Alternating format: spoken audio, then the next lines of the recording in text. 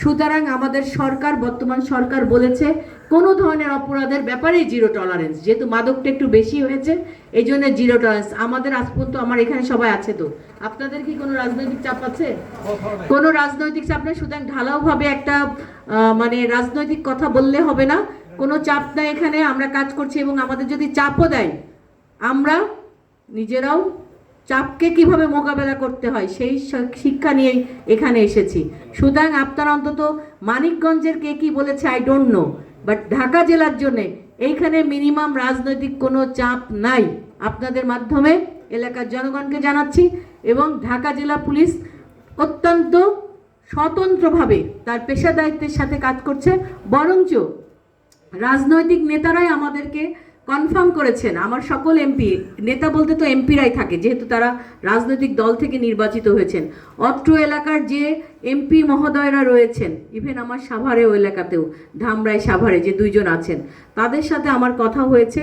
ওনারা বরঞ্চ আমাকে আরও ইনফরমেশন দেয়, বা আমরা যদি জানতে পারি ওনাদের সাথে, ওনারা বলেছে আমাদের দল মত কোনো কিছু নাই, যে অপরাধ করে আপনি নির্বিঘ্নে ধরে ফেলবেন, আমাদের পূর্ণ সাপোর্ট আছে, আমরা জনগণকে শান্তি দিতে চাই।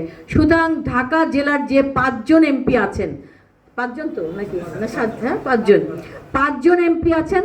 5 জন এমপি আমাকে একদম ব্ল্যাঙ্ক চেক দিয়ে দিয়েছেন যে আপনার প্রতি আমাদের কোনো নাই, আপনি আপনার মতো আইন শৃঙ্খলা পরিস্থিতি রাখতে, অপরাধী দমনের ক্ষেত্রে যা কাজ করা লাগে আপনি করবেন। এবং আমাদের মাননীয় আইজি, স্বরাষ্ট্রমন্ত্রী মহোদয় এবং বর্তমান প্রধানমন্ত্রী, তাদের কঠোর নির্দেশনা, কোনো ধরনের চাপ তো প্রশ্নই ওঠে না, কোনো অপরাধী এদেশে চলবে না, সাথে সাথে তাদেরকে গ্রেপ্তার হবে এবং ব্যবস্থা নেওয়া হবে। আপনাদের মাধ্যমে বললাম।